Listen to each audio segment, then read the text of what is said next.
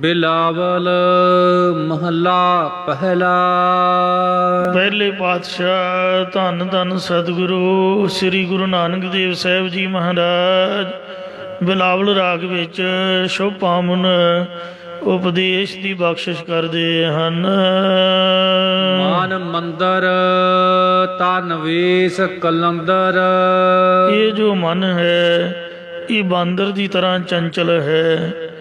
इसनों वस करन लई शरीर उपर फकीरां वाला लिबास धारिया होया। भाव दुनिया के पदार्थों वालों फकीरां वांग निरछित होए हाँ। इस प्रकार मान मंदर तन वेश कलंदर। उस परमेश्वर की प्राप्ति वास्ते मन ही मंदिर की तरह है। शरीरां पर फकीरां वाला लिबास वाड़ की तरह है। ये शरीर दे कल अंदर ही कल सुंदर परमेश्वर व्यापक हो रहा है। घट ही तीरथ नावा। अते घट हिरदे विच ही आत्मा रूप तीर्थ उपर असी नहाउणा करते हाँ। इस प्रकार मान मंदर तन वेश कलंदर। सूखम ते स्थूल शरीरां दे जो वेश आकार मन रूपी मंदिर दे अंदर विच कल्पना करके ही प्रतीत हो रहे हैं। घाट ही तीरथ नावा। कल्पना नूं मिटण वास्ते अंतःकरण विच ही नाम रूपी तीर्थ विच सिमरन करन रूप नहाउणा करते हाँ। जिवें लोग प्रागराज तीर्थ उपर त्रिवेणी ते इशनान करके बेणी नामे मंदिर की पूजा करते हैं। इस प्रकार इस मन रूप प्रागराज तीर्थ विच परतक चेतन बेणी मंदिर की तरह है। इस विच कर्म उपासना ज्ञान रूप त्रिवेणी चल रही है। जो रहत बहते निष्काम कर्मां का उपदेश है ये जमुना वग रही है। जो नाम उपासना की कथा है ये गंगा वग रही है। और जो ज्ञान की कथा है ये सरस्ती वग रही है। ये त्रिवेणी का संगम बनया होया है। ये अंतःकरण रूप तीर्थ विच श्रवण मनन निध्यासन गन रूप तिना नदियां विच इशनान करके परतक चेतन रूप बेणी मंदिर की पूजा दर्शन परसने हुंदे हन। मन दे विच मंदिर भाव अधिष्ठान स्वरूप वस रहा है। फिर शरीरां दे वेश क्यों प्रतीत हो रहे हैं तां कहंदे ने कल अंदर अविद्या होण करके पहलां जो शरीर उपर वेश करते सी वो विद्या अंदर होण करके ही सन। या हुण शरीरां दा वेश उपरों भी सुंदर हो गया। भाव परमेश्वर के प्रेम रूपी रंग दे विच शरीर करके मस्त रहीदा ते शांत स्वरूप की प्राप्ति करके अंदर भी कल शांति आ गई है या भगती की शक्ति आ गई है। एक शब्द मेरा प्राण व वस्त है। एक गुरु अकाल पुरख का जो उपदेश वाहिगुरु मंत्र या एक अद्विती जो शब्द ब्रह्म है मेरे प्राण श्वासां दे विच वस रहा है। या प्राणा का आधार रूप हो के मेरे हिरदे विच वस रहा है। बाह मुड़ जन्म ना आवा। इस लई हुण मुड़ के जन्मां दे विच नहीं आवांगा। मन विद्या दयाल सेती मेरी माई। हे मेरी मां दी तरह उत्तम सखी संत जनो दया दे घर परमेश्वर नाल प्रेम दे विच मेरा हिरदा बन्निया गया है। हुण जाने पीर पराई। किसी होर दी पीड़ा नूं भला किहड़ा जान सकदा। भाव कोई नहीं। इस प्रकार साडे हिरदे विच प्रेम रूप पीड़ा नूं प्रभु तो बिना कौन जान सकता। ਭਾਵ ਕੋਈ ਨਹੀਂ। ਜਾਂ ਜਗਿਆਸੂ ਵੱਲੋਂ ਪ੍ਰਸ਼ਨ ਹੈ ਕਿ ਉੱਥੇ ਕੌਣ ਸਰੂਪ ਹੈ, ਤਾਂ ਮਹਾਰਾਜ ਕਹਿੰਦੇ ਨੇ ਹਮ ਨਾਹੀ ਚਿੰਤ ਪਰਾਈ, ਕੌਣ ਜਾਣੇ ਕੌਣ ਜਾਣੈ ਪੀਰ ਪਰਾਈ। ਉੱਥੇ ਗਿਆਨ ਸਰੂਪ ਹੈ। ਇਸ ਨੂੰ ਜਾਣਨ ਨਾਲ ਅਵਿਦਿਆ ਜਮਨ ਮਨ ਦੀ ਜੋ ਪੀੜਾ ਹੈ ਇਹ ਪਰਾਈ ਪਲਾਈ ਭਾਵ ਨਾਸ਼ ਹੋ ਜਾਂਦੀ ਹੈ। ਹਮ ਨਾਹੀ ਚਿੰਤ ਪਰਾਈ, ਹੁਣ ਸਾਨੂੰ ਕੋਈ ਪਰਾਈ ਚਿੰਤਾ ਨਹੀਂ ਹੈ।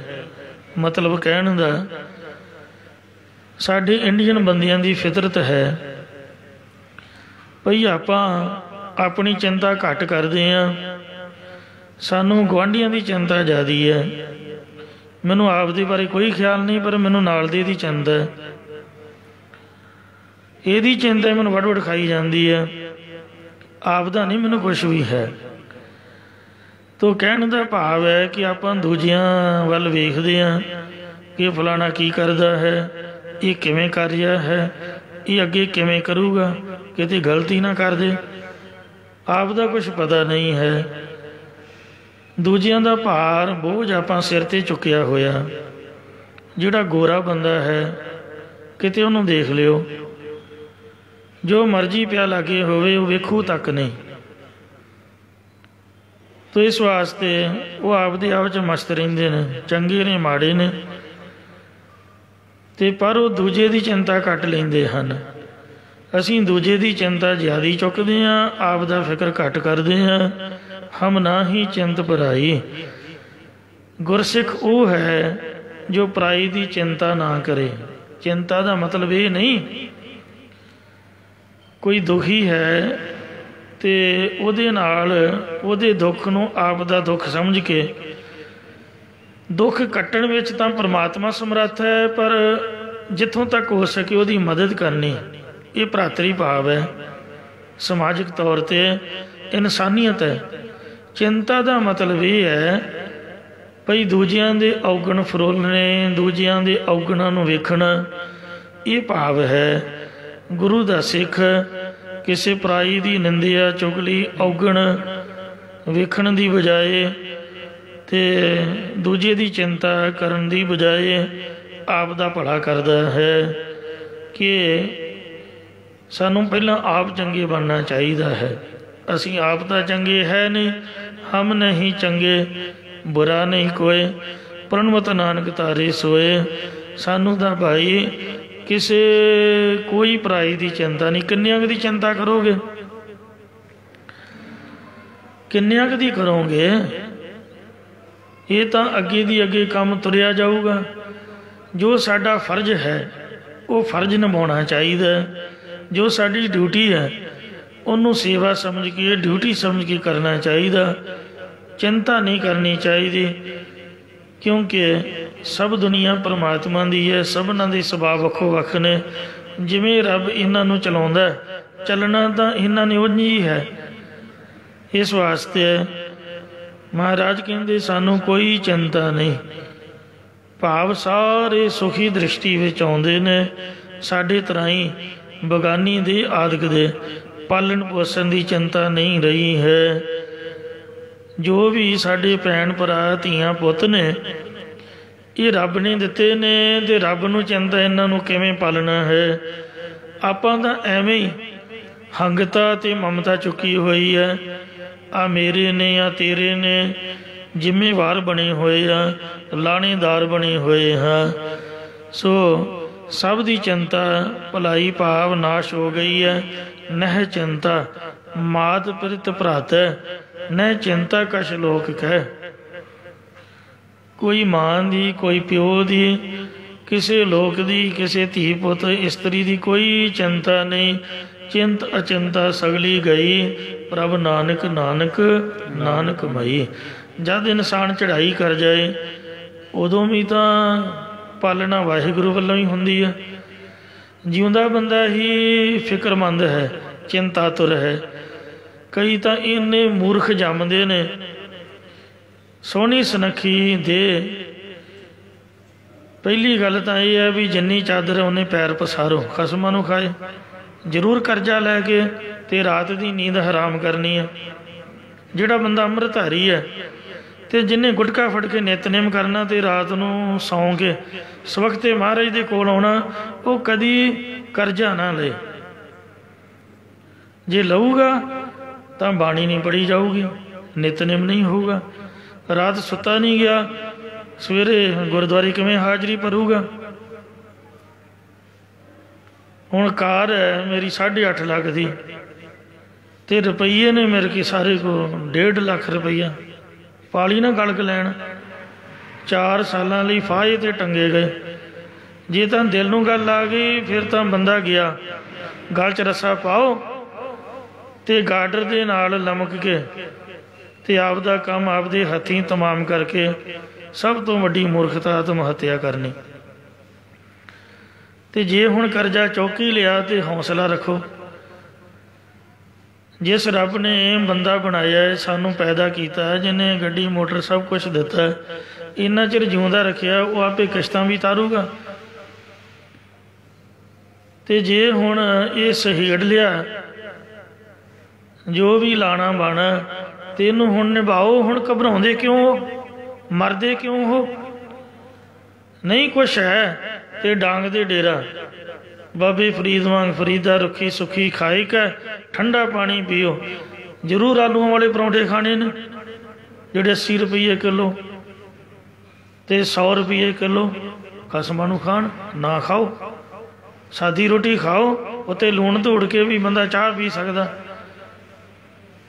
ਪੁਰਾਣੇ ਟਾਈਮ ਇੰਝ ਹੀ ਆਪਾਂ ਗੁਜ਼ਾਰਦੇ ਹੁੰਦੇ ਸੀ, ਦਹੀਂ ਦੇ ਨਾਲ ਹੀ ਰੋਟੀ ਖਾ ਲੈਣੀ, ਉੱਤੇ ਲੂਣ ਪਾ ਕੇ ਚਾਹ ਦੇ ਨਾਲ ਹੀ ਚੱਬ ਜਾਣੀ, ਚਾਰ ਰੱਖ ਕੇ। ਉਹ ਆਨੰਦ ਕੁਝ ਵੱਖਰਾ ਹੀ ਸੀਗਾ। ਅੱਜ ਭਾਵੇਂ ਸਬਜ਼ੀਆਂ 5-7 ਨੇ ਪਰ ਉਹ ਜ਼ਹਿਰ ਬਣੀਆਂ ਹੋਈਆਂ। ਤੋ ਇਸ ਵਾਸਤੇ ਆਤਮ ਘਾਤੀ ਹੈ ਜਗਤ ਕਸਾਈ। ਸਭ ਤੋਂ ਵੱਡੀ ਮੂਰਖਤਾ ਆਤਮ ਹੱਤਿਆ ਕਰਨੀ ਹੈ। ਸੋ ਚਿੰਤਾ ਲਾ ਕੇ ਬੈਠ ਜਾਣੀ, ਪਹਿਲਾਂ ਕਰਜ਼ਾ ਲੈ ਲੈ ਖਾਈ ਜਾਣਾ, ਖਾਈ ਜਾਣਾ। ਧੀਆਂ ਪੁੱਤਾਂ ਦੇ ਵਿਆਹ ਕਰਜ਼ਾ ਲੈ ਕੇ ਕੀਤੇ, ਗੱਡੀਆਂ ਮੋਟਰਾਂ ਕਰਜ਼ਾ ਲੈ ਕੇ ਲਈਆਂ ਤੇ ਮੁੜ ਕੇ ਦੇਣ ਲੱਗੀਆਂ ਬੰਦੇ ਦੀਆਂ ਚੀਕਾਂ ਨਿਕਲਦੀਆਂ। ਫਿਰ ਸੋਚਣਾ ਵੀ ਇਹਨੂੰ ਜ਼ਿੰਦਗੀ ਨੂੰ ਖ਼ਤਮ ਹੀ ਕਰ ਦਿਓ। ਇਹ ਕੋਈ ਸਿਆਣਪ ਨਹੀਂ ਹੈ। ਇਸ ਵਾਸਤੇ ਮਹਾਰਾਜ ਕਹਿੰਦੇ ਵੀ ਚਿੰਤਾ ਨੂੰ ਛੱਡ ਦਿਓ, ਚਿੰਤਾ ਦਾ ਕਾਰਨ ਨਾ ਹੀ ਪੈਦਾ ਕਰੋ। ਇਨਸਾਨ ਨੇ ਦੁੱਖ ਆਪ ਦੇ ਆਪ ਸਹੇੜਿਆ ਹੋਇਆ। ਰੱਬ ਨਹੀਂ ਕਿਸੇ ਨੂੰ ਚਿੰਤਾ ਲਾਉਂਦਾ, ਉਹ ਕਿਸੇ ਨੂੰ ਦੁਖੀ ਨਹੀਂ ਕਰਦਾ। ਸਾਡੇ ਆਪਣੇ ਕਰਮ ਹਨ, ਇਸ ਲਈ ਉਹਨਾਂ ਕੁ ਕਰੀਏ ਜਿੰਨਾ ਕੁ ਆਪਾਂ ਸਹਾਰ ਸਕਦੇ ਹਾਂ। ਵਾਧੂ ਦੀ ਚਿੰਤਾ ਫਜ਼ੂਲ ਦੀ ਨਾ ਚੁੱਕੀਏ। ਜੋ ਬਾਬਾ ਫਰੀਦ ਸਾਹਿਬ ਦੀ ਬਾਣੀ ਪੜ੍ਹਨ ਵਾਲੇ ਨੇ ਉਹ ਤਾਂ ਕਦੀ ਵੀ ਕਰਜ਼ਾ ਨਹੀਂ ਲੈਣਗੇ, ਕਦੀ ਲੋੜ ਤੋਂ ਵੱਧ ਨਹੀਂ ਵਰਤਣਗੇ। ਇਸ ਵਾਸਤੇ ਮਹਾਰਾਜ ਸੱਚੇ ਪਾਤਸ਼ਾਹ ਜੀ ਫਰਮਾਉਂਦੇ ਨੇ, ਤਮ ਨਾਹੀ ਚਿੰਤ ਪਰਾਈ।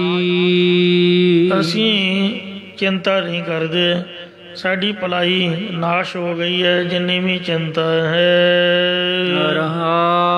ਵਿਸ਼ਰਾਮ ਦੇ ਕੇ ਫਰਮਾਉਂਦੇ ਨੇ, ਇੱਕ ਮਰਨ ਦੀ ਬੜੀ ਚਿੰਤਾ ਵੀ ਹਾਏ ਮਰ ਜਾਣਾ, ਮਰਨਾ ਤਾਂ ਇੱਕੋ ਦੇਣੀ ਆ, ਇਹਦੀ ਕਾਹਦੀ ਚਿੰਤਾ ਹੈ? ਤੇ ਹੈ ਮਰਨਾ ਜ਼ਰੂਰ, ਅੱਜ ਨਹੀਂ ਭਲਕੇ ਨਹੀਂ ਪਰਸੋਂ ਦਾ ਜਾਣਾ ਹੀ ਪਊਗਾ। ਪਰੋਂ ਆਜ ਕੈ ਕਾਲ, ਫਿਰ ਚਿੰਤਾ ਕਿਉਂ ਲਾਈ ਹੋਈ ਹੈ?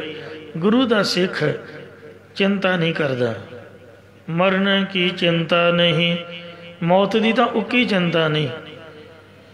ਕਿਉਂਕਿ ਜਿਸ ਬੰਦੇ ਨੇ ਆਪ ਦਾ ਘੋੜਾ ਵੇਚ ਕੇ ਉਹਦਾ ਮੁੱਲ ਵੱਟ ਲਿਆ, ਬੋਝੀ 'ਚ ਪਾ ਲਿਆ, ਤੇ ਉਹਦੇ ਭਾਣੇ ਭਾਵੇਂ ਅਗਲੇ ਘਰ ਜਾ ਕੇ ਅਗਲੇ ਦਿਨ ਹੀ ਘੋੜਾ ਮਰ ਜਾਏ, ਉਹਨੇ ਤਾਂ ਮੁੱਲ ਵੱਟ ਲਿਆ। ਜਿਹਨੇ ਨਹੀਂ ਵੱਟਿਆ ਉਹਨੂੰ ਫਿਕਰ ਹੈ। ਇਹ ਸਰੀਰਕ ਘੋੜੇ ਦੀ ਤਰ੍ਹਾਂ ਹੈ, ਮੁੱਲ ਵੱਟਣ ਦੀ ਤਰ੍ਹਾਂ। ਜਿੰਨਾ ਰੱਜ ਕੇ ਬਾਣੀ ਪੜ੍ਹੀ, ਰੱਜ ਕੇ ਸੇਵਾ ਕਰੀ, ਵੱਧ ਤੋਂ ਵੱਧ ਇਹਦੇ ਕੋਲੋਂ ਕੰਮ ਲਿਆ ਹੈ ਆਤਮਾ ਦੇ ਭਲੇ ਦਾ, ਤਾਂ ਉਹਨਾਂ ਨੂੰ ਕੋਈ ਚਿੰਤਾ ਨਹੀਂ ਹੈ। ਜਿਨ੍ਹਾਂ ਜਨਮ ਦੀ ਬਾਜੀ ਨੂੰ ਜਿੱਤ ਲਿਆ, ਮਰਨ ਕੀ ਚਿੰਤਾ ਨਹੀਂ, ਜੀਵਨ ਕੀ ਨਹੀਂ ਆਸ। ਅੱਗੇ ਜ਼ਿੰਦਗੀ ਜਿਉਣ ਦੀ ਕੋਈ ਆਸ ਨਹੀਂ ਹੈ। ਭਾਵੇਂ ਘੜੀ ਨੂੰ ਬੰਦਾ फतेह बुला जाए। तू सर्व जियां प्रतपाल ही, पालन पोषण की भी कोई चिंता नहीं, अज तक कदी भुखे नहीं सुते। फिर पक्की पकाई परमात्मा ने दिती है। मैं तो जद जहाज दे विच चढ़िया आकाश दे विच, ते वेखो धरती तो किन्ना उच्चा, उत्थे भी बीबियां दुआले हो गई। तो माड़ी मोटी जिन्नी क समझ आई, 5-7 कट्ठियां ही आ गई। 22 घंटे की फ्लैट, तो 4 घंटे रह गए। कहती भी तुसीं कुछ लिया ही नहीं, तो कुछ माड़ा मोटा खाना पीना चाहिए। तो जिहड़ी चीज़ तुहानूं पसंद है आपां उही लिया के दिंदे आ, जो भी मंगो। मैं हत्थ जोड़ के बेनती की भी तुहाडा फर्ज है, तुहाडी ड्यूटी है, तो इसलिए तुहाडा धन्नवाद।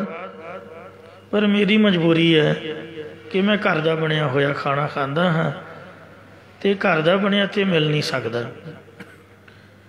कहते भी सॉरी, वो तो नहीं साडे कोल है। कहने का भाव यह है भी रब नूं साडी उत्ते भी चिंता, जिथे कोई धरती नहीं है तो साह लेना भी औखा। तो इस वास्ते जान को देत, अजान को देत, जमीन को देत, जमान को दे है। धरती के उपर रहन वाले जीवां दा तां की फिक्र। किन्नियां वेखो हट्टियां ने, किन्नियां दुकानां ने। पहलां पिंडां दे विच किसी प्राहुणे ने आ जाना तो वक्त पै जाना, वो गोली वाले ठंडे होंदे सी, वो जिद को जाना कहना मुक गए। तो छोटा जिहा ढेला बर्फ का ना मिलना, सारा पिंड गाह मारना। 2-4 ही हट्टियां होंदियां सी, कहना बर्फ विक गई है जी, हुण शामां नूं जां सवेरे आऊगी। ठंडे पानी तो बंदे ने औखे हो जाना। तो अज वेखो बाजारां दे बाजार भरे हुए ने, जिन्ने साडे कमरे ने उन्ने फ्रिज हैं। जे फिर भी आपां रब नूं माड़ा आखीए या ना मनीए, एवें चिंता चुकी जाइए, फिर तो फजूल दीयां बातां ने। किन्नियां हट्टियां ने, तो किन्नियां जमीनां, किन्ना अन्न दाना साडा स्टोर किया पिया है। 1 साल का आपां अन्न स्टोर करके रख लेंदे। आ जिहड़ी कणक है, झोना, चावल आदि ने। फिर भी जे परमात्मा नूं आपां बुरा आखीए, ये तो साडी घाट है। महाराज कहते ने वो तो आकाश विच विचरन वाले पंछियों नूं भी दिंदा है। आ पानी दे विच वेखो 42 लाख जी जल में होते, ते बीठल पहला काय करूं। 42 लाख जिहड़ी जून है वो रब ने पानी च पैदा की है। साडे कोल हट्टियां ने, सौदा मुक जाए तो आपां उसे वक्त ही हट्टी तो ताज़ा लैके खरीद के वरतते हाँ। ब्याह ते पिया भी स्टोर करन दी भी नहीं लोड़। सुंडियां सुसरियां जरूर खानियां, उन्नी क चीज़ लो। घर दे के तो हट्टी है, एक नहीं तो दूजी लागे। तो इस वास्ते वेखो पानी दे विच उत्थे हट न चलई, ना को किरस करे, ना तो उत्थे हट्टी है भी जितों शामां नूं भुख लगी 4 बजे समोसे लैके खा लवांगे। कोई है हलवाई? पानी में कोई हलवाई नहीं लगा होया। मच्छियां बेचारियां की खांदियां तुसीं आप दसो। 42 लाख जून कोई हट्टी नहीं है, वो कित्थों सौदा खरीदी होगी।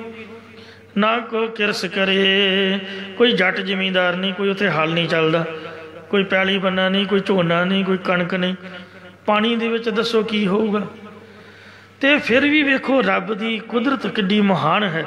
42 लाख जून बिना हट्टियां तो, बिना खेती तो पानी दे विच जम रही है, पल रही है, साह भी लै रही है, सौ रही है, सब कुछ हो रहा कुदरत भगवान की। ते आपां चंगे भले कोठियां कारां दे मालक, पैली बन्ने दे मालक, जिमींदार लोग घबराए पे हैं, खुदकुशियां कर रहे हैं, मुजाहरे कर रहे हैं। सरकार की है रब अगे? रब एक चुटकी मारे तो सब छिन्न भिन्न कर सकता। इस वास्ते जिस रब ने बंदा बनाया वो सानू खान नू भी देगा। महाराज कहते ने नानक चिंता मत करो, चिंता तिस ही है जल में जंत उपायन तिना पेरो जी दे। उथे हट न चलई ना को किरस करे। विच उपाय सायरा, सायरा नाम है दरियावां ते नदियां दा, पानियां दा। तिना पेसार करे नानक चिंता मत करो, चिंता तिस ही है। गज के आखो सतनाम श्री वाहिगुरु जी। हम नाही चिंत पराई। साडी जिहड़ी चिंता है ये भलाई दूर हो गई है। हुण सानू आपदी बाल बच्चियां दी कोई भी चिंता नहीं है। बेबे नानकी जी ने सतगुरु नानक देव महाराज के अगे बाबा लक्ष्मी दास, बाबा श्री चंद जी करके आखिया कि इन्हां बच्चियां दा कौन वाली वारस है जी। तुसीं हुण छड्ड के तुर पए हो, इन्हां नूं कौन संभूगा। ते गुरु साहब कहन लगे, हे बेबे जी इन्हां दी मैनूं कोई चिंता नहीं है तुहाडे हुंदियां। पहली गल तो परमात्मा ने इन्हां नूं पैदा किया, वो वाहिगुरु सब कुछ इन्हां बारे सोचेगा या सोच के रखिया। बाकी तुहानूं रब ने कोई बाल बच्चा नहीं दिता, इन्हां नूं तुसीं आप दे बच्चे समझो, ये तुहाडे ने।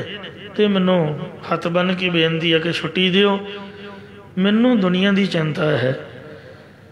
संसार के लोग तरा तरा कर रहे हैं, जो वाहिगुरु ने मैनू ड्यूटी ला के भेजिया वो सेवा निभाउण दिओ। इउं सतगुरु जी चिंता तो रहत हो के सुल्तानपुर लोधी तो रवाना हो गए। पहली उदासी, दूजी उदासी, तीजी उदासी ते चौथी उदासी, 4 उदासियां महाराज ने कीतियां। कोई किसी किस्म का लोड नहीं दिमाग ते पाया, कोई चिंता नहीं लई, कोई डेरा नहीं, कोई बहुता ज़्यादा खलारा नहीं पाया। रब की बंदगी दे विच हमेशा ही बाणी पढ़ते उचारते रहे, क्योंकि जिन्ना एडा वड्डा ग्रंथ बनाता तो जो पैलियां वाहण की चिंता जी जां बच्चियां नूं ही लगे रहिंदे, फिर बाणी कित्थों आउणी सीगी। बाणी तो रिलैक्स दिमाग च आउंदी है, मोह माया जंजालां वाले दिमाग च थोड़ो बाणी फुरनी सी। एडी वड्डी उच्ची सुच्ची बाणी जिन्हें दुनिया नूं तारना है, उन्हां दी अवस्था भी होनी चाहिए है। इस वास्ते गुरु साहब ब्रह्म सीगे ते उन्हां ने तुरकी बाणी द्वारा संसार का भला किया। किसी किस्म की कोई चिंता नहीं लई है, साडी चिंता नाश हो गई है। विश्राम दे कर फुरमान करदे ने, अगमा गोचर अलख पारा। ये मन की गमता तो रहत अपहुँच, अगोचर इंद्रियां दे अविषय, अशुद्ध मन करके लखन तो रहत अति अपारा बेअंत परमात्मा। चिंता करहु हमारी। तुसीं आप ही साडी पालन पोषण की चिंता सोच फिक्र करदे हो। ये 4 अवस्थावां भी मनिया ने। किहड़ियां अवस्थावां? फिर पढ़ो जी। आगम अगोचर अलख अपारा। पहली है अगम अवस्था, जो मन के संकल्प विकल्प का विषय नहीं। अगोचर अवस्था दूजी है, इंद्रियां की पहुँच तो परे। अलख अवस्था तीजी है, जो गुरां तो बिना जानिया नहीं सा सकता। ते चौथी अपार अवस्था, जो प्रकृति के पारावार तो रहत है। ये सुंदर भूमिकावां बनिया हुई ने। ते महाराज चिंता करहु हमारी। हमारी साडी होई कलियां दी नहीं, गुरुद्वारे अरदास आप दी नहीं करी दी, संगत दी सांझी अरदास हुंदी है। इसलिए कली साडी चिंता का अर्थ नहीं भी चिंता करो हमारी। हमारी हिंदी का वर्ड है ते बहुवचन है, मतलब बहुतियां वल्लों बेनती है तमाम जीवां दी। हमारी सबना की पालन पोषण की तू आप ही फिक्र करदा, फिर सानू किसी दी भला की चिंता होनी सीगी। ਜਦ ਤੈਨੂੰ ਹੀ ਸਾਰੀ ਚਿੰਤਾ ਹੈ। ਜਲ ਥਲ ਮਹੀਲ ਭਰਪੂਰ ਲੀਣਾ। हे ਮਹਾਰਾਜ, ਤੂੰ ਜਲ ਵਾਲੀਆਂ ਜਗ੍ਹਾ, ਥਲ ਖੁਸ਼ਕ ਥਾਮ ਤੇ ਮਹੀਅਲ ਵਿੱਚ ਜਾਂ ਮਹੀ ਪ੍ਰਿਥਵੀ ਤੇ ਅਲ ਆਕਾਸ਼ ਵਿੱਚ ਆਪਣੀ ਚੇਤਨ ਸੱਤਾ ਦੇ ਨਾਲ ਲਬਾਲਾ ਭਰਿਆ ਪੂਰਨ ਲੀਨ ਭਾਵ ਮਿਲਿਆ ਹੋਇਆ ਹੈ। ਇਸੇ ਪ੍ਰਕਾਰ ਜਲ ਥਲ ਮਹੀਲ ਭਰਪੂਰ ਲੀਣਾ।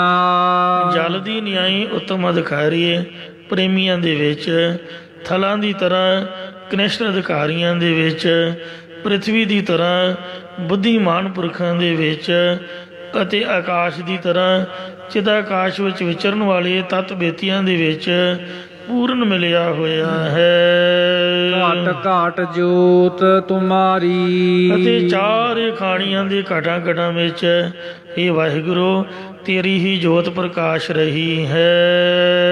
ਸਿੱਖ ਮਤ ਸਭ ਬੁੱਧ ਤੁਮਾਰੀ। ਵਿਵਹਾਰਾਂ ਆਦਿਕ ਦੀ ਸਿੱਖਿਆ, ਸ਼ਾਸਤਰ ਗਿਆਨ ਆਦਿਕ ਦੀ ਮਤ ਤੇ ਪਰਮਾਰਥ ਆਤਮ ਬੋਧ ਵਾਲੀ ਬੁੱਧੀ ਸਭ ਤੇਰੀ ਹੀ ਬਖਸ਼ਿਸ਼ ਕੀਤੀ ਹੋਈ ਹੈ। ਸਾਡੀ ਆਪਣੀ ਕੋਈ ਅਕਲ ਨਹੀਂ ਹੈ। ਮਤ ਸੁਮਤ ਤੇਰੇ ਵਸ ਸੁਆਮੀ, ਹਮ ਜੰਤ ਤੂੰ ਪੁਰਖ ਜੰਤਨੀ। ਜਨ ਨਾਨਕੇ ਪ੍ਰਭ ਕਰਤੇ ਸੁਆਮੀ, ਜਿਉ ਭਾਵੈ ਤਿਵੇਂ ਬੁਲਨੀ। ਜਿਉ ਬੁਲਾਵੇ ਤਿਉ ਬੋਲੇ ਸੁਆਮੀ, ਕੁਦਰਤ ਕਮਣ ਹਮਾਰੀ। ਸਾਧ ਸੰਗ ਨਾਨਕ ਜਸ ਗਾਇਓ, ਜੋ ਪ੍ਰਭ ਕੀ ਅਤ ਪਿਆਰੀ। ਬੇਸੁਮਾਰ ਅਥਾਹ ਅਗਨਤ ਅਤੁਲ, ਜਿਉ ਬੁਲਾਵੋ ਤਿਉ ਨਾਨਕ ਦਾਸ ਬੋਲੇ। ਕਹਾਂ ਬੁੱਧ ਪ੍ਰਭ ਤੁਸ਼ ਹਮਾਰੀ, ਵਰਨ ਸਕੈ ਮਹਿਮਾ ਜੋ ਤਿਹਾਰੀ। हम न सकत कर सिफत तुम्हारी, आप ले हो तुम कथा सुधारी। मूक ऊचर शास्त्र खाट, पिंग गिरन चढ़ जाए। मूक नाम है मूर्ख दा। छे शास्त्र उचारण कर लगे पैंदा, जो काल कृपा कराए। जे वाहिगुरु कृपा कर देवे। जिमें कल ही जिक्र किया गुरु हरकृष्ण साहब जी का, ਉਹਨਾਂ ਛੱਜੂ ਚੀਵਰ ਦੇ ਸਿਰ ਉੱਪਰ ਫੁੱਲਾਂ ਵਾਲੀ ਛਟੀ ਰੱਖ ਕੇ ਗੀਤਾ ਦੇ ਅਰਥ ਕਰਕੇ ਕਰਵਾ ਕੇ ਤੇ ਲਾਲ ਪੰਡਤ ਦਾ ਹੰਕਾਰ ਤੋਰਿਆ ਸੀ ਪੰਜੋਖਰਾ ਸਾਹਿਬ ਅੰਬਾਲੀ ਨਜ਼ਦੀਕ। ਪਿੰਗ ਗਿਰਨ ਚੜ ਜਾਏ, ਪਿੰਗਲਾ ਪਹਾੜ ਚੜ ਜਾਂਦਾ। ਹੇਮਕੁੰਡ ਸਾਹਿਬ ਮੈਂ ਆਪਦੀਆਂ ਅੱਖਾਂ ਨਾਲ ਵੇਖਿਆ। ਜਿਹੜੇ ਭਲਵਾਨ ਮੰਨਦੇ ਸੀਗੇ ਕਿ ਆਪਾਂ ਦਾ ਇੱਕੋ ਛਾਲ ਨਾਲ ਹੀ ਹੇਮਕੁੰਡ ਚਲੇ ਜਾਣਾ, ਉਹਨਾਂ ਨੂੰ ਤਾਪ ਚੜ੍ਹ ਗਿਆ। ਪਤਾ ਨਹੀਂ ਰੱਬ ਦੀ ਕੀ ਕੁਦਰਤ ਭਾਣਾ ਵਰਤਿਆ, ਉਹ ਘਾਟ 'ਤੇ ਵਿਚਾਰੇ ਬੈਠੇ ਰਹੇ। ਅਤੇ ਜਿਹੜੇ ਕਹਿੰਦੇ ਸੀ ਵੀ ਆਪਾਂ ਕਮਜ਼ੋਰ ਹਾਂ ਕਿਵੇਂ ਚੜ੍ਹਾਂਗੇ, ਉਹਨਾਂ ਨੂੰ ਰੱਬ ਨੇ ਪਹਿਲਾਂ ਚੜ੍ਹਾ ਦਿੱਤਾ। ਉਹ ਬੁਰੜੀ ਸਾਡੀ ਦਾਦੀ ਮਾਰਦੀ ਛਾਣਾ ਪਹਿਲਾਂ ਹੀ ਪਹੁੰਚ ਗਈ, ਅਤੇ ਜਿਹੜੇ ਜਵਾਨ ਸੀਗੇ ਘਰ ਦੇ ਮੈਂਬਰ ਉਹਨਾਂ ਨੂੰ ਘੋੜਾ ਕਰਨਾ ਪਿਆ। ਅਤੇ ਇਸ ਵਾਸਤੇ ਰੱਬ ਅੱਗੇ ਕਿਸੇ ਦਾ ਕੋਈ ਜ਼ੋਰ ਨਹੀਂ ਜੇ, ਕੋਈ ਭਲਵਾਨੀ ਨਹੀਂ ਇੱਥੇ। ਇੱਥੇ ਤਾਂ ਨਿਮਰਤਾ ਚੱਲਦੀ ਹੈ। ਇਹ ਤਾਂ ਮਹਾਰਾਜ ਦੀ ਮੌਜ ਹੈ ਵੀ ਉਹ ਕੀੜੀ ਜਾਂ ਮੱਛਰ ਨੂੰ ਵੀ ਸਭ ਕੁਝ ਦੇ ਸਕਦਾ। ਅਤੇ ਵੱਡੇ ਵੱਡੇ ਜਿਹੜੇ ਬਹੁ ਯਤਨ ਕਰਤਾ ਬਲਵੰਤਕਾਰੀ ਸੇਮੰਤ ਸੂਰਾ ਚਤੁਰ ਦਿਸੈ, ਹੋਵੰਤ ਆਗਿਆ ਭਗਵਾਨ ਪੁਰਖ ਹੈ। ਅਤੇ ਨਾਨਕ ਕੀਟੀ ਸਾਸ ਕਰਖ ਤੇ ਬਿਖਮ ਥਾਨ ਬਸੰਤ ਉੱਚੈ। ਅਤੇ ਉਹ ਵੱਡੇ ਵੱਡੇ ਬਲ ਵਾਲੇ ਪ੍ਰੀਸ਼ਤ ਰਾਜੇ ਵਰਗੇ ਜਿਹੜੇ ਗੰਗਾ ਦੀਆਂ ਡੂੰਘੀਆਂ ਲਹਿਰਾਂ ਸ਼ੀਸ਼ ਮੱਲ ਬਣਾ ਕੇ ਰਹਿੰਦੇ ਸੀ, ਚਾਰ ਸਵੇਰੇ ਪਹਿਰੇਦਾਰ ਖੜ੍ਹੇ ਕੀਤੇ ਕਿ ਮੌਤ ਨੂੰ ਆਉਣ ਨਹੀਂ ਦੇਣਾ। ਅਤੇ ਜਦ ਰੱਬ ਦੀ ਨਿਗਾਹ ਪੁੱਠੀ ਹੋਈ, ਇੱਕ ਛੋਟੀ ਜਿਹੀ ਕੀੜੀ ਨੇ ਉਹਦੇ ਸਾਹ ਖਿੱਚ ਲਏ। ਨੀਕੀ ਕੀਰੀ ਮਹਿ ਕਲ ਰਾਖੈ, ਭਸਮ ਕਰੈ ਲਸਕਰ ਕੋਟ ਲੱਖ ਹੈ। ਕਈ ਕਹਿੰਦੇ ਰਾਜ ਕਰੇਗਾ ਖਾਲਸਾ, ਕਦੋਂ ਆਊਗਾ? ਇਹਨਾਂ ਕੁਛ ਤਾਂ ਹੋ ਗਿਆ। ਅਤੇ ਅੱਗੇ ਕੋਈ ਵੀ ਆਸਾਰ ਨਹੀਂ, ਅਤੇ ਐਵੇਂ ਹੀ ਦੋਹਰਾ ਪੜ੍ਹੀ ਜਾਂਦੇ ਨੇ। ਪਰ ਪਰਮਾਤਮਾ ਦੇ ਅੱਗੇ ਤਾਂ ਕਿਸੇ ਦਾ ਕੋਈ ਜ਼ੋਰ ਨਹੀਂ। ਉਹ ਅੱਜ ਚਾਹੇ ਸਭ ਕੁਛ ਕਰ ਸਕਦਾ। ਕਹਿੰਦੇ ਕਿ ਛੋਟੀ ਜੀ ਕੀੜੀ 'ਚ ਸ਼ਕਤੀ ਰੱਖੇ ਤੇ ਲੱਖਾਂ ਹੀ ਲਾਮ ਲਸ਼ਕਰੋ ਸਾੜ ਕੇ ਸਵਾਹ ਕਰ ਸਕਦੀ ਆ। ਤੇ ਖਾਲਸਾ ਤਾਂ ਫਿਰ ਵੀ ਮਹਾਰਾਜ ਨੇ ਕਿਹਾ ਕਿ ਖਾਲਸਾ ਮੇਰੋ ਰੂਪ ਹੈ ਖਾਸ, ਤੇ ਇਕੱਲੇ ਨੂੰ 1.25 ਲੱਖ ਦਾ ਵਰ ਦਿੱਤਾ ਹੈ। ਛੋਟੀ ਜੀ ਕੀੜੀ ਦੀ ਗੱਲ ਮਹਾਰਾਜ ਨੇ ਸੁਖਮਨੀ ਸਾਹਿਬ ਲਿਖੀ ਹੋਈ ਹੈ। ਖਾਲਸਾ ਤਾਂ ਫਿਰ ਵੀ ਖਾਲਸਾ ਹੈ। ਤੋ ਇਸ ਵਾਸਤੇ ਮਹਾਰਾਜ ਕਹਿੰਦੇ ਨੇ ਸਾਡੀ ਕੋਈ ਆਪਣੀ ਮਤ ਨਹੀਂ ਹੈ, ਕੋਈ ਸਾਡੀ ਅਕਲ ਨਹੀਂ ਹੈ, ਕੋਈ ਸਾਡਾ ਜ਼ੋਰ ਨਹੀਂ ਹੈ। ਮੈਂ ਤਾਣ ਦੀ ਬਾਣ ਤੂੰ ਹੈ ਮੇਰੇ ਸੁਆਮੀ, ਮੈਂ ਤੁਧੇ ਆਗੇ ਅਰਦਾਸ, ਮੈਂ ਹੋਰ ਥਾਉ ਨਾਹੀ ਜਿਸ ਪੈ ਕਰੂੰ ਬੇਨੰਤੀ, ਮੇਰਾ ਦੁੱਖ ਸੁਖ ਤੁਝ ਹੀ ਪਾਸੇ। ਸੋ ਇੰਜ ਜੋਰ ਤੇਰਾ ਸਭ ਸੁਖ ਵਸਾਂ, ਤੇਰੇ ਜ਼ੋਰ ਦੇ ਨਾਲ ਹੀ ਮਹਾਰਾਜ ਅਸੀਂ ਸਾਰੇ ਸੁਖੀ ਵਸ ਰਹੇ ਹਾਂ। ਕੋਈ ਸਾਡੀ ਮਤ ਆਪਦੀ ਨਹੀਂ, ਕੋਈ ਬੁੱਧ ਅਕਲ ਨਹੀਂ ਹੈ, ਕੋਈ ਸਾਡਾ ਜ਼ੋਰ ਨਹੀਂ ਹੈ। ਮੰਦਰ ਛਾਵਾ ਤੇਰੇ, ਜੋ ਅਸੀਂ ਤੇਰੇ ਜਸ ਗਾਉਣ ਲਈ ਧਰਮਸ਼ਾਲਾ ਆਦਿਕ ਬਣਾਉਂਦੇ ਰਹੀਏ, ਇਹ ਸਾਡੇ ਤੇ ਤੂੰ ਕਿਰਪਾ ਕਰ। ਇਸੇ ਪ੍ਰਕਾਰ ਮੰਦਰ ਛਾਵਾ ਸਿੱਖ ਮਤ ਸਭ ਬੁੱਧ ਤੁਮਾਰੀ, ਬੁੱਧੀ ਅੰਦਰ ਜੋ ਮਤ ਗੁਰਮਤਿ ਦੀ ਸਿੱਖਿਆ ਤੂੰ ਸਾਨੂੰ ਬਖਸ਼ਿਸ਼ ਕੀਤੀ ਹੈ, ਸਾਨੂੰ ਤਾਂ ਕੁਝ ਵੀ ਨਹੀਂ ਸੀ ਆਉਂਦਾ। ਇੱਕ ਓੰਕਾਰ ਇਹਦਾ ਉਚਾਰਨ ਨਹੀਂ ਸੀ ਆਉਂਦਾ। ਮੂਲ ਮੰਤਰ ਤੇ ਮੇਰੇ 2 ਦਿਨ ਲੱਗ ਗਏ ਤੇ ਮੁਹਾਰਨੀ ਤੇ 5 ਦਿਨ ਲੱਗੇ। ਊੜਾ ਐਡਾ ਹੀ ਸੀਗਾ, ਐਡਾ ਮੁਕਤਾ ਤੇ ਐਡੀ ਕਰਨਾ, ਇੰਨਾ ਨਹੀਂ ਸੀ ਸਾਨੂੰ ਕਹਿਣਾ ਆਉਂਦਾ। ਤੇ ਏਡੀ ਵੱਡੀ ਮਹਾਰਾਜ ਦੀ ਕਥਾ, ਇਹ ਤਾਂ ਕਦੀ ਸੁਪਨੇ ਵਿੱਚ ਵੀ ਨਹੀਂ ਸੀ ਸੋਚਿਆ ਹੋਇਆ। ਇਹ ਜੋ ਵੀ ਤੂੰ ਸਿਖਾਇਆ ਹੋਇਆ, ਇਹ ਗੁਰਮਤਿ ਦੀ ਸਿੱਖਿਆ ਤੇਰੀ ਬਖਸ਼ਿਸ਼ ਕੀਤੀ ਹੋਈ ਹੈ, ਇਹ ਤੇਰੀ ਦਿੱਤੀ ਹੋਈ ਹੈ ਬੁੱਧੀ ਦੇ ਅੰਦਰ, ਕੋਈ ਆਪਦੀ ਸਾਡੀ ਅਕਲ ਨਹੀਂ ਹੈ। ਮੰਦਰ ਛਾਵਾ ਤੇਰੇ, ਸਾਡੇ ਤੇ ਕਿਰਪਾ ਕਰ ਜੋ ਅਸੀਂ ਤੇਰੇ ਜਸ ਗਾਉਣ ਲਈ ਧਰਮਸ਼ਾਲਾ ਆਦਿਕ ਬਣਾਉਂਦੇ ਰਹੀਏ, ਜਾਂ ਸਾਰਿਆਂ ਦੇ ਸਰੀਰ ਰੂਪ ਮੰਦਰ ਤੇਰੇ ਆਸਰੇ ਨੇ। ਮੰਦਰ ਭਾਵ ਅਧਿਸ਼ਟਾਨ ਸਰੂਪ ਦਾ ਛਾਇਆ ਭਾਵ ਪ੍ਰਤੀਬਿੰਬ ਸਾਰੇ ਸਰੀਰਾਂ ਅੰਤःਕਰਨ ਦੇ ਵਿੱਚ ਪੈ ਰਿਹਾ ਹੈ। ਤੁਝ ਬਿਨ ਅਵਰ ਨਾ ਜਾਣਾ ਮੇਰੇ ਸਾਹਿਬਾ, ਹੇ ਮੇਰੇ ਮਾਲਕਾ, ਹੇ ਮੇਰੇ ਰੱਬ ਜੀ, ਹੇ ਮੇਰੇ ਪਰਮੇਸ਼ਰ, ਤੇਰੇ ਤੋਂ ਬਿਨਾਂ ਮੈਂ ਹੋਰ ਅਸਥਾਨ ਵਿੱਚ ਹੋਰ ਕਿਸੇ ਨੂੰ ਨਹੀਂ ਜਾਣਦਾ ਹਾਂ। ਮੇਰੀ ਤਾਂ ਤੇਰੇ ਨਾਲ ਹੀ ਜਾਣ ਪਹਿਚਾਣ ਹੈ, ਕਿਉਂਕਿ ਜੰਮਦਿਆਂ ਹੀ ਮਾਂ ਨੇ ਸਾਨੂੰ ਗੁਰਦੁਆਰੇ ਲਿਆ, ਮੱਥਾ ਟਿਕਾਇਆ ਤੇ ਜਿਉਂ ਸੁਰਤ ਸੰਭਾਲੀ ਹੈ, ਬਾਬੇ ਨੂੰ ਹੀ 5-5 10-10 ਰੁਪਈਏ ਦਿੰਦੇ ਰਹੇ ਹਾਂ। ਸੰਗਰਾਂਦ ਵਾਲੇ ਦਿਨ ਉੱਥੇ ਹੀ ਕੜਾਹ ਛਕਣ ਜਾਂਦੇ ਰਹੇ ਹਾਂ। ਤੇ ਇਸ ਵਾਸਤੇ ਹੋਰ ਆਪਾਂ ਕਿਤੇ ਗਏ ਹੋਈ ਨਹੀਂ, ਸਾਨੂੰ ਕੋਈ ਪਤਾ ਨਹੀਂ, ਕੋਈ ਕਿਸੇ ਨਾਲ ਕੋਈ ਜਾਣਕਾਰੀ ਨਹੀਂ। ਤੇ ਜਾਦੂ ਟੂਣੇ ਵਾਲੇ ਬਾਬੇ, ਪੀਰ ਫਕੀਰ, ਦੇਵੀ ਦੇਵਤੇ, ਕੋਈ ਕਿਤੇ ਭੜਕ ਕੇ ਦੁਨੀਆ ਭਰਮ ਦੇ ਵਿੱਚ ਖਰਾਬ ਹੋਈ ਪਈ ਹੈ। ਪਲਚ ਸਗਲੀ ਮੋਈ ਝੂਠੇ ਤੰਦੇ ਮੋਹ। ਜਾਂ ਸ਼ਹੀਦਾਂ ਦੇ ਅਸਥਾਨ ਦੇ ਜਾਂ ਗੁਰੂ ਮਹਾਰਾਜ ਦੇ ਪਾਵਨ ਅਸਥਾਨ ਦੀ ਸਾਨੂੰ ਜਾਣਕਾਰੀ ਹੈ। ਹੋਰ ਕਿਸੇ ਥਰਡ ਪਰਸਨ ਬਾਰੇ, ਕੋਈ ਰਾਧਾ ਸੁਆਮੀ ਜਾਂ ਕੋਈ ਸਰਸਾ ਸਾਰ ਜਾਂ ਨਿਰੰਕਾਰੀ ਜਾਂ ਕੋਈ ਕੁਛ ਵੀ, ਇਹਨਾਂ ਬਾਰੇ ਸਾਨੂੰ ਕੋਈ ਜਾਣਕਾਰੀ ਨਹੀਂ ਹੈ। ਕਿੱਥੇ ਰਹਿੰਦੇ ਨੇ, ਕੀ ਕਰਦੇ ਨੇ, ਕੋਈ ਸਾਡਾ ਵਾਹ ਵਾਸਤਾ ਨਹੀਂ ਹੈ। ਸਾਨੂੰ ਤਾਂ ਗੁਰੂ ਘਰ ਬਾਰੇ ਜੋ ਮਰਜ਼ੀ ਪੁੱਛ ਲਓ। ਤੁਝ ਬਿਨ ਅਵਰ ਨਾ ਜਾਣਾ ਮੇਰੇ ਸਾਹਿਬਾ, ਇਹ ਮੇਰੇ ਮਾਲਕ, ਤੈਥੋਂ ਬਿਨਾ ਮੈਂ ਕਿਸੇ ਹੋਰ ਨੂੰ ਨਹੀਂ ਜਾਣਦਾ ਹਾਂ।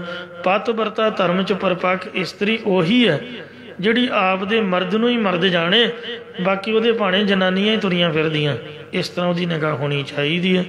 ਅੱਖ ਭਰ ਕੇ, ਅੱਖ ਪੁੱਟ ਕੇ ਕਿਸੇ ਵੱਲ ਵੇਖੇ ਤੱਕ ਨਾ। ਕਿਸੇ ਦੀ ਉਸਤਤੀ ਮਹਿਮਾ ਕਰਨ ਦਾ ਤਾਂ ਮਤਲਬ ਹੀ ਨਹੀਂ ਬਣਦਾ। ਤੇ ਇਸ ਲਈ ਆਪ ਦਾ ਪਰਿਵਾਰ, ਭਾਵੇਂ ਸਾਡੀ ਘਰ ਵਾਲੀ ਹੈ ਤੇ ਭਾਵੇਂ ਸਾਡਾ ਘਰ ਵਾਲਾ, ਉਹ ਸਭ ਦੁਨੀਆ ਨੂੰ ਚੰਗੇ ਨੇ। ਹੋਰ ਸਭ ਚੀਜ਼ ਆਪਾਂ ਬਦਲ ਸਕਦੇ ਹਾਂ, ਵਧੀਆ ਤੋਂ ਵਧੀਆ ਖਰੀਦ ਸਕਦੇ ਹਾਂ, ਪੁਰਾਣੀ ਹੋਈ ਸੁੱਟ ਸਕਦੇ ਹਾਂ। ਪਰ ਮਾਫ਼ ਕਰਨਾ, ਜੋ ਪਰਿਵਾਰਕ ਮੈਂਬਰ ਨੇ, ਜੋ ਪਰਮਾਤਮਾ ਨੇ ਸਾਨੂੰ ਦੇ ਦਿੱਤੇ ਨੇ, ਸੰਜੋਗ ਵਿਜੋਗ ਤੁਰੋਂ ਹੀ ਹੋਇਆ। ਤੋ ਲੜਾਈ ਕਰਨੀ, ਝਗੜਾ ਕਰਨਾ, ਫਜ਼ੂਲ ਦੀਆਂ ਬਾਤਾਂ ਮਾਰਨੀਆਂ, ਇਹ ਮੂਰਖਤਾ ਹੈ। ਸਭ ਤੋਂ ਵੱਡਾ ਮੂਰਖ ਬੰਦਾ ਉਹ ਹੈ ਤੇ ਜਿਹੜਾ ਆਪਦੇ ਮੈਂਬਰਾਂ 'ਚ ਘਾਟ ਕੱਢਦਾ, ਕਮੀ ਪੇਸ਼ੀ ਕੱਢਦਾ। ਇਸ ਲਈ ਇੱਕ ਦੂਜੇ 'ਤੇ ਵਿਸ਼ਵਾਸ ਰੱਖਣਾ, ਉਹਦੇ ਗੁਣਾਂ ਨੂੰ ਯਾਦ ਕਰਕੇ ਇੱਕ ਦੂਜੇ ਦੇ ਨਾਲ ਪੱਕਾ ਸੰਬੰਧ, ਮਿਲ ਕੇ ਰਹਿਣਾ ਹੀ ਸਭ ਤੋਂ ਵੱਡੀ ਸਿਆਣਪ ਹੈ। ਨਹੀਂ ਤੇ ਦੁਨੀਆ ਦੇ ਵਿੱਚ ਗ੍ਰਸਤ ਨਾਲ ਦਾ ਨਰਕ ਨਹੀਂ ਕੋਈ ਰੱਬ ਨੇ ਬਣਾਇਆ। ਸਭ ਤੋਂ ਕੁੰਭੀ ਨਰਕ ਗ੍ਰਸਤ ਪਰਿਵਾਰ, ਜੇ ਲੜਾਈ ਝਗੜਾ ਹੋ ਗਿਆ। ਜੇ ਸਿੱਧਾ ਸਾਫ਼ ਹੋ ਕੇ ਚੱਲਿਆ ਜਾਏ, ਇਹਦੇ ਨਾਲ ਦਾ ਸਵਰਗ ਕੋਈ ਨਹੀਂ। ਇਸ ਲਈ ਹੇ ਮੇਰੇ ਮਾਲਕ, ਸੋ ਤੈਥੋਂ ਬਗੈਰ ਮੈਂ ਕਿਸੇ ਹੋਰ ਨੂੰ ਨਹੀਂ ਜਾਣਦਾ ਹਾਂ। ਗਾਵਾ ਨਿਤ ਤੇਰੇ, ਮੈਂ ਤੇਰੇ ਹੀ ਗੁਣਾਂ ਨੂੰ ਗਾਉਣਾ ਕਰਦਾ ਹਾਂ। ਦੂਜੇ ਦੇ ਗੁਣ ਗਾਉਣ ਦਾ ਭਲਾ ਕੀ ਮਤਲਬ ਹੋਇਆ ਵੀ ਫਲਾਣੀ ਚੰਗੀ ਹੈ ਜਾਂ ਫਲਾਣਾ ਚੰਗਾ ਹੈ? ਆਪਦਾ ਟੱਬਰ ਤੁਹਾਡਾ ਮਾੜਾ? ਤੁਸੀਂ ਦੱਸੋ, ਮੈਨੂੰ ਮਾਫ਼ ਕਰਨਾ, ਇਹ ਗੱਲਾਂ ਆਮ ਦੁਨੀਆ 'ਚ ਸੁਣੀ ਦੀਆਂ ਨੇ, ਹਰ ਹੁੰਦੀਆਂ ਨੇ। ਸਾਡਾ ਮਨ ਡਾਵਾਂ ਡੋਲ ਹੈ ਦੀਵੇ ਦੀ ਲਾਟ ਦੀ ਤਰ੍ਹਾਂ। ਇਹ ਬਿਲਕੁਲ ਗਲਤ ਗੱਲ ਹੈ।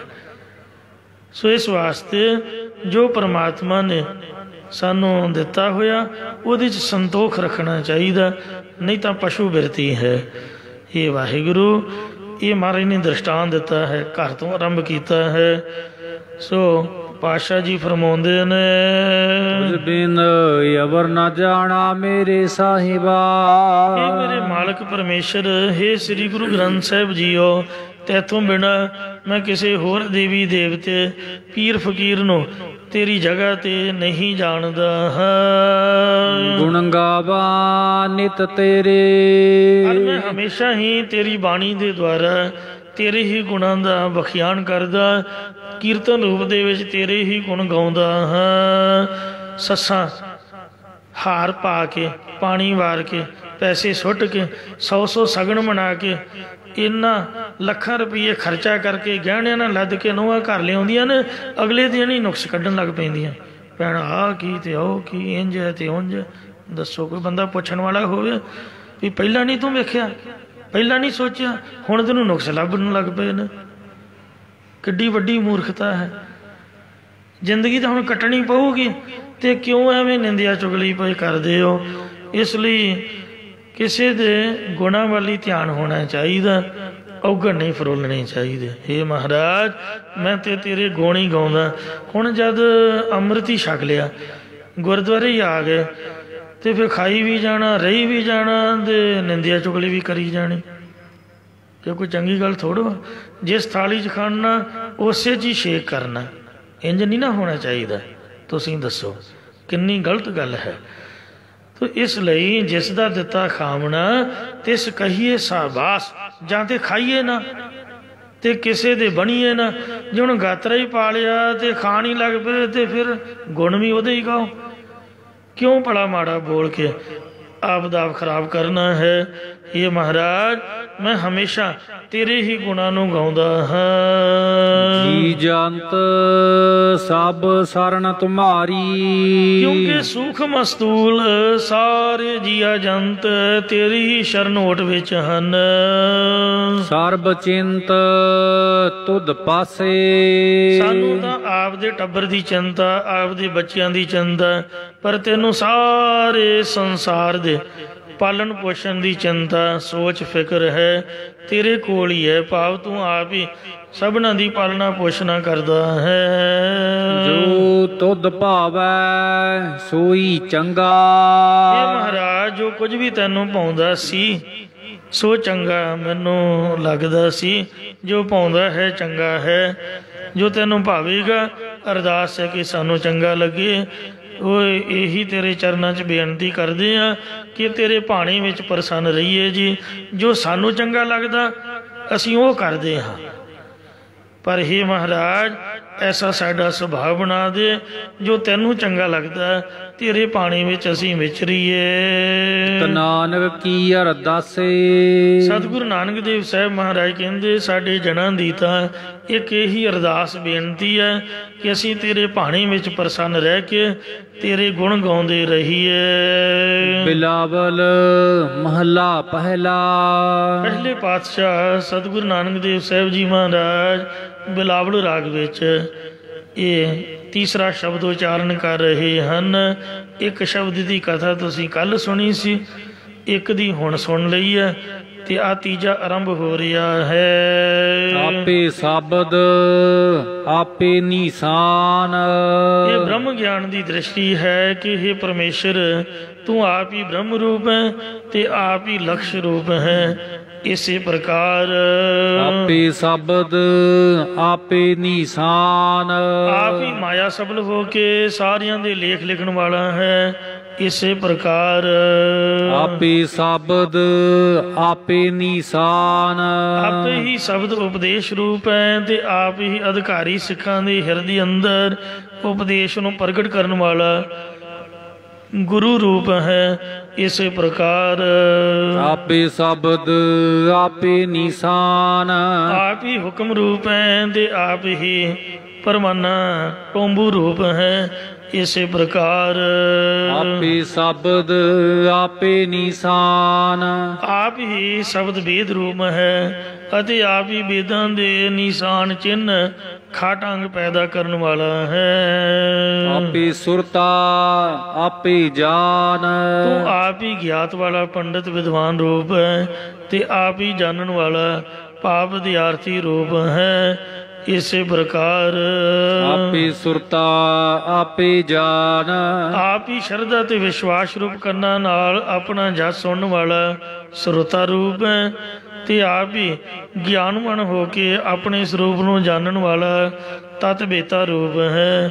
ਇਸੇ ਪ੍ਰਕਾਰ ਆਪੇ ਸੁਰਤਾ ਆਪੇ ਜਾਨ।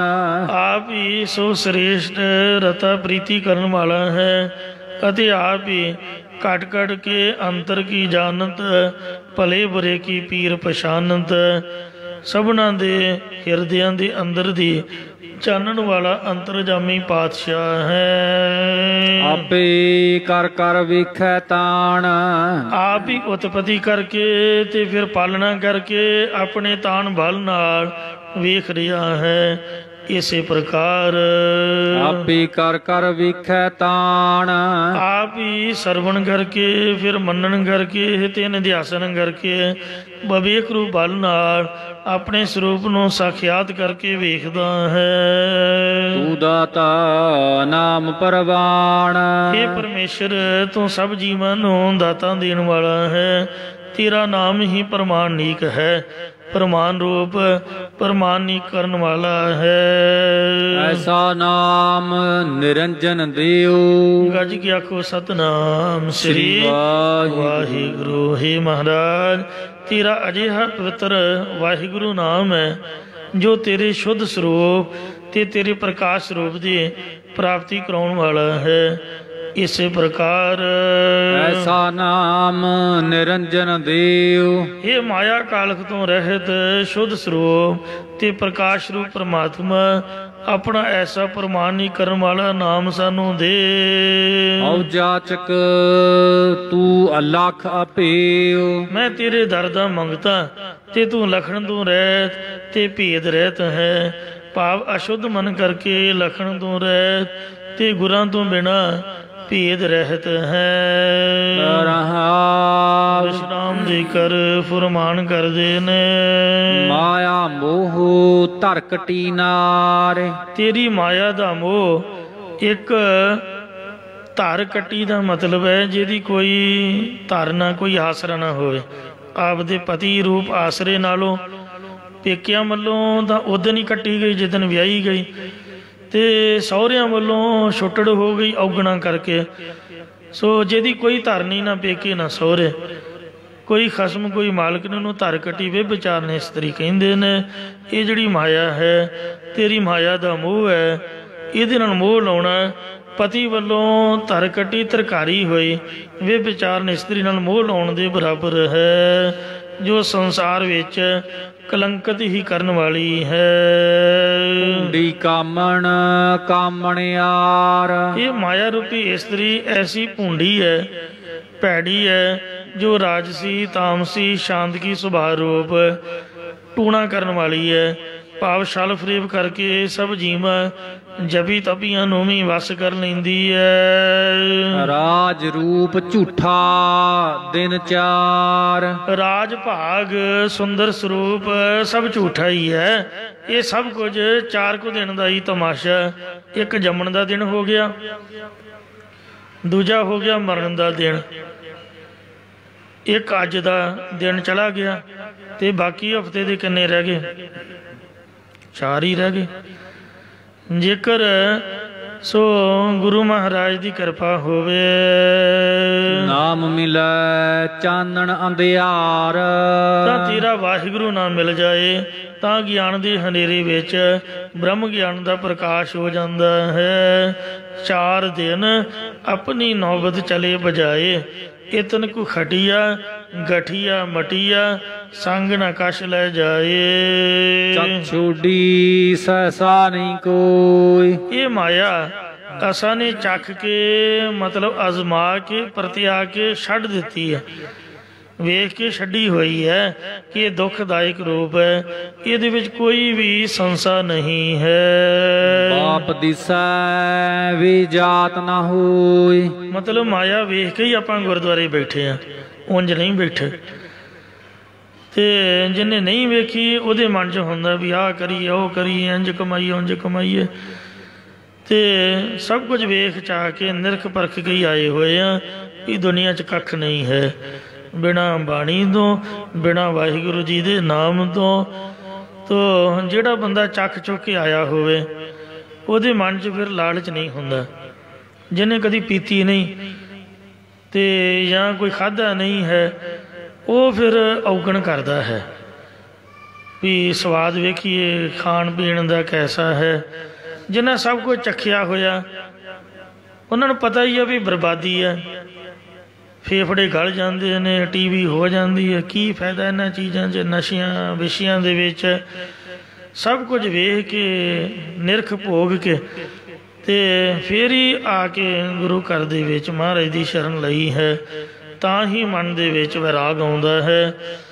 ਤੇ ਜੇ ਕੁਝ ਵੇਖਿਆ ਨਹੀਂ ਫਿਰ ਬੰਦੇ ਦੇ ਮਨ ਦੀ ਚਾਹਨਾ ਹੁੰਦੀ ਹੈ। ਇਸ ਲਈ ਜਿਹੜਾ ਤੁਹਾਡਾ ਮਨ ਚਾਹੁੰਦਾ ਉਹਨੂੰ ਵੇਖੋ, ਜੋ ਚੀਜ਼ ਤੁਹਾਨੂੰ ਪਸੰਦ ਹੈ ਉਹਨੂੰ ਖਾਓ, ਉਹਨੂੰ ਪਹਿਨੋ, ਤੇ ਚੰਗੀ ਤਰ੍ਹਾਂ ਵੇਖ ਕੇ ਨਿਰਖ ਕੇ ਪਰਖ ਕੇ ਫਿਰ ਗੁਰਦੁਆਰੇ ਆਓ ਆਪ ਦੀ ਮੌਜ ਦੇ ਨਾਲ, ਆਪ ਦੀ ਖੁਸ਼ੀ ਨਾਲ। ਇੱਥੇ ਕੋਈ ਜ਼ਬਰਦਸਤੀ ਨਹੀਂ ਹੈ। ਤੋ ਮਹਾਰਾਜ ਕਹਿੰਦੇ ਨੇ ਆਪਾਂ ਚੱਖ ਕੇ ਛੱਡੀ ਹੋਈ ਹੈ, ਸਾਨੂੰ ਕੋਈ ਵੀ ਸੰਸਾ ਨਹੀਂ ਹੈ ਕਿ ਗੁਰੂ ਮਹਾਰਾਜ ਦੇ ਨਾਮ ਨਾਲੋਂ ਜਾਂ ਸੇਵਾ ਦੇ ਨਾਲੋਂ ਕਿਸੇ ਹੋਰ ਚੀਜ਼ ਵਿੱਚ ਵੱਧ ਫਾਇਦਾ ਜਾਂ ਵੱਧ ਸਵਾਦ ਜਾਂ ਵੱਧ ਆਨੰਦ ਹੈ। ਬਾਪ ਦਿਸੈ ਵੀ ਜਾਤ ਨਾ ਹੋਈ, ਜਿਹਦਾ ਪਾਪ ਦਿਖਦਾ ਹੋਵੇ, ਜਿਹਦਾ ਪਿਓ ਹੋਵੇ, ਉਹ ਕਮਜਾਤ ਨਹੀਂ ਹੁੰਦਾ। ਇੰਜ ਜਿਹਦਾ ਤੂੰ ਮਾਲਕ ਤੂੰ ਦਿਖ ਰਿਹਾ, ਸਭ ਦੁਨੀਆ ਨੂੰ ਪਤਾ ਵੀ ਸਾਡਾ ਮਾਲਕ ਤੂੰ ਹੈ, ਭਾਵ ਜੋ ਤੈਨੂੰ ਆਪਣੇ ਪਿਤਾ ਦੀ ਤਰ੍ਹਾਂ ਰੱਖਿਆ ਕਰਨ ਵਾਲਾ ਮੰਨਦਾ, ਜਿਸ ਦਾ ਤੂੰ ਮਾਲਕ ਬਣ ਜਾਂਦਾ, ਵਿਕਾਰਾਂ ਆਦਿਕ ਵਿੱਚ ਪਰਚਨ ਰੂਪ ਉਹ ਕਮਜਾਤ ਨਹੀਂ ਹੁੰਦਾ। ਇਸੇ ਪ੍ਰਕਾਰ ਬਾਪ ਦਿਸੈ ਵੀ ਜਾਤ ਨਾ ਹੋਈ, ਜਿਸ ਸਿੱਖ ਰੂਪ ਬਾਲਕ ਦਾ ਗੁਰੂ ਰੂਪੀ ਪਿਤਾ ਦਿਖਦਾ ਹੋਵੇ, ਉਹ ਜਾਤ ਬੁੱਧੀ ਤੋਂ ਰਹਿਤ ਭਾਵ ਅਗਿਆਨੀ ਨਹੀਂ ਰਹਿ ਸਕਦਾ, ਅਗਿਆਨੀ ਨਹੀਂ ਕਹਾ ਸਕਦਾ। ਉਹਨੂੰ ਮਹਾਰਾਜ ਗਿਆਨੀ ਬਣਾ ਹੀ ਦੇਣਗੇ, ਭਾਵੇਂ ਕੋਈ ਅਨਪੜ੍ਹ ਹੀ ਹੈ। ਤੇ ਜਿਹੜੇ ਕਥਾਵਾਚਕ ਨੇ ਉਹ ਤਾਂ ਇੱਕ ਸਾਖੀ ਪੜ੍ਹ ਕੇ ਆਉਣਗੇ ਤੇ ਘੰਟੇ 'ਚ ਸੁਣਾਉਣਗੇ, ਅੱਗੇ ਦੀ ਅੱਗੇ ਲੰਬੀ ਦੀ ਲੰਬੀ ਲਈ ਜਾਣਗੇ। ਤੇ ਜਾਂ ਜੇ ਬਹੁਤਾ ਵੀ ਪੜ੍ਹ ਕੇ ਆਉਣਗੇ ਤੇ 1 ਘੰਟੇ ਦੇ ਵਿੱਚ ਕਿੰਨਾ ਕੁ ਸੁਣਾ ਦੇਣਗੇ। ਪਰ ਜਿਹੜੇ ਸੁਣਨ ਵਾਲੇ ਨੇ 8-8 ਘੰਟੇ ਬੈਠੇ ਰਹਿੰਦੇ, ਕਿੰਨਿਆਂ ਦਾ ਸੁਣਦੇ ਨੇ। ਤੇ ਇਸ ਲਈ ਸੁਣਾਉਣ ਵਾਲੇ ਨਾਲੋਂ ਸੁਣਨ ਵਾਲਾ ਬੰਦਾ ਜ਼ਿਆਦਾ ਗਿਆਨੀ ਬਣ ਜਾਂਦਾ। ਉਹਨਾਂ ਨੂੰ ਪਤਾ ਹੁੰਦਾ ਵੀ ਫਲਾਣੇ ਨੇ ਤਾਂ ਆਖਿਆ, ਤੂੰ ਆਹ ਕਿਉਂ ਆਖਿਆ, ਇੰਜ ਕਿਵੇਂ ਬਣ ਗਿਆ। ਤੋ ਇਸ ਵਾਸਤੇ ਸੁਣਨ ਵਾਲਾ ਗਿਆਨੀ ਹੈ। ਇਹ ਮਹਾਰਾਜ ਸੋ ਜਿਹੜਾ ਤੇਰਾ ਸਿੱਖ ਬਣ ਗਿਆ, ਜਿਹਨੇ ਤੇਰੀ ਬਾਣੀ ਦਾ ਆਸਰਾ ਲੈ ਲਿਆ, ਉਹ ਅਗਿਆਨੀ ਨਹੀਂ ਕਿਹਾ ਜਾ ਸਕਦਾ। ਜਿਹੜੇ ਮੇਰੇ ਉਸਤਾਦ ਨੇ, ਮੈਂ ਪਹਿਲਾਂ ਬੇਨਤੀ ਕੀਤੀ ਵੀ ਮੁਹਾਰੇ ਨਹੀਂ ਸੀ ਪੜ੍ਹਨੀ ਆਉਂਦੀ, ਤੇ ਉਸਤਾਦ ਨੇ ਆਖਿਆ ਵੀ ਜਾ ਲਿਖ ਕੇ ਲਿਆ, ਤੇ ਲਿਖਵਾਈ ਕਿਹਦੇ ਕੋਲੋਂ? ਜਿਹੜਾ ਇੱਕ ਦਿਨ ਵੀ ਸਕੂਲ ਨਹੀਂ ਗਿਆ। ਉਹ ਲੰਗਰ 'ਚ ਸੇਵਾ ਕਰਦੇ ਹੁੰਦੇ। ਮੈਂ ਕਿਹਾ ਜੀ ਮੈਨੂੰ ਤਾਂ ਪਤਾ ਨਹੀਂ। ਕਹਿੰਦੇ ਆ ਮੈਂ ਤੈਨੂੰ ਦੱਸਦਾ। ਉਹ ਵੀ ਅਨਪੜ੍ਹ, ਤੇ ਜਿਨ੍ਹਾਂ ਬਾਣੀ ਸਿਖਾਈ ਤੇ ਕਥਾ ਪੜ੍ਹਾਈ ਉਹ ਵੀ ਅਨਪੜ੍ਹ। ਸਕੂਲ ਇੱਕ ਦਿਨ ਨਹੀਂ ਗਏ, ਤੇ ਪਰ ਗਿਆਨ ਮਹਾਰਾਜ ਦਾ ਇੰਨਾ ਵਿਸ਼ਾਲ। ਜਿਨ੍ਹਾਂ ਕੀਰਤਨ ਸਿਖਾਇਆ ਉਹ ਵੀ ਅਨਪੜ੍ਹ, ਤੇ ਰਾਗ ਵਿਦਿਆ ਇੰਨੀ ਕਮਾਲ ਦੀ। ਇਉਂ ਗੁਰੂ ਘਰ ਦੀ ਜਿਹੜੀ ਪੜ੍ਹਾਈ ਹੈ ਇਹ ਅਲੱਗ ਕਿਸਮ ਦੀ ਹੈ। ਇਹ ਨਾ ਸਮਝੋ ਵੀ ਫਲਾਣਾ ਅਨਪੜ੍ਹ ਹੈ ਜੀ, ਸਾਡੇ ਕੋਲ ਸਕੂਲ ਦਾ ਸਰਟੀਫਿਕੇਟ। ਤੇ ਇਸ ਵਾਸਤੇ ਇਹ ਮਹਾਰਾਜ ਸੱਚੇ ਪਾਤਸ਼ਾਹ ਜੀ ਦੀ ਕਿਰਪਾ ਵਰਤਦੀ ਹੈ। ਸਾਧ ਸੰਗਤ ਜਿਹੜੀ ਹੈ ਉਹ ਗਿਆਨੀ ਹੈ। ਸੋ ਜਿਹਦਾ ਗੁਰੂ ਪਿਤਾ ਬਣ ਗਿਆ, ਗੁਰੂ ਨਾਨਕ ਸਾਹਿਬ ਜੀ ਦਾ ਰਖਵਾਲਾ ਬਣ ਗਿਆ, ਜਿਹਦਾ ਗੁਰੂ ਬਣ ਗਿਆ, ਉਹ ਅਗਿਆਨੀ ਨਹੀਂ ਰਹਿੰਦਾ। ਤਿਸ ਕੋ ਕਿਆ ਉਪਦੇਸੀ ਹੈ ਜਿਨ ਗੁਰੂ ਨਾਨਕ ਦਿਓ। ਜਿਨ੍ਹਾਂ ਦਾ ਗੁਰੂ ਨਾਨਕ ਦੇਵ ਹੈ ਉਹਨੂੰ ਤੁਸੀਂ ਕੋਈ ਗੱਲ ਸਮਝਾ ਨਹੀਂ ਸਕਦੇ, ਕੋਈ ਉਹਨੂੰ ਦੱਸ ਨਹੀਂ ਸਕਦੇ, ਕਿਉਂਕਿ ਉਹਨੂੰ ਸਾਰਾ ਕੁਝ ਗੁਰੂ ਨਾਨਕ ਸਾਹਿਬ ਨੇ ਸਿਖਾਇਆ ਹੋਇਆ ਹੈ। ਉਹਨੂੰ ਸਭ ਕੁਝ ਪਤਾ ਹੈ। ਜਿਹਨੇ ਬਾਣੀ ਪੜ੍ਹ ਲਈ, ਜਪਜੀ ਸਾਹਿਬ ਪੜ੍ਹ ਲਿਆ, ਉਹਨੂੰ ਕਿਸੇ ਬਾਬੇ ਦੀ ਸਿੱਖਿਆ ਦੀ ਲੋੜ ਨਹੀਂ ਰਹਿ ਗਈ। ਬਾਬਾ ਜੀ ਕੋਈ ਬਚਨ ਸੁਣਾਓ, ਇੰਨੇ ਹੀ ਬਚਨ ਉਹਨੇ ਸੁਣ ਲਏ। ਇਤਿਹਾਸ 'ਚ ਘੱਟ ਬਚਨ ਨੇ, ਆ ਕਿੰਨੇ ਬਚਨ ਨੇ ਗੁਰਬਾਣੀ ਵਿੱਚ। ਫਿਰ ਉਹਦੀ ਤ੍ਰਿਸ਼ਨਾ ਮੁੱਕ ਜਾਂਦੀ ਹੈ, ਕਿਉਂਕਿ ਸਾਰੇ ਸਵਾਲ ਖਤਮ ਹੋ ਜਾਂਦੇ ਨੇ। ਜਿਹਦੇ ਸਵਾਲ ਨਹੀਂ ਖਤਮ ਹੋਏ ਸਮਝ ਲਓ ਵੀ ਉਹਨੇ ਮਹਾਰਾਜ ਦੀ ਸਿੱਖਿਆ ਨੂੰ ਸੁਣਿਆ ਨਹੀਂ। ਇਸੇ ਤਰ੍ਹਾਂ ਬਾਪ ਦਿਸੈ ਵੀ ਜਾਤ ਨਾ ਹੋਏ। ਜਿਸ ਨੂੰ ਤੋਂ ਪਿਤਾ ਰੂਪ ਹਰ ਥਾਂ ਰੱਖਿਆ ਕਦੇਸ ਪੈਂਦਾ, ਉਹ ਦੁਬਾਰਾ ਜਨਮ ਨਹੀਂ ਲੈਂਦਾ।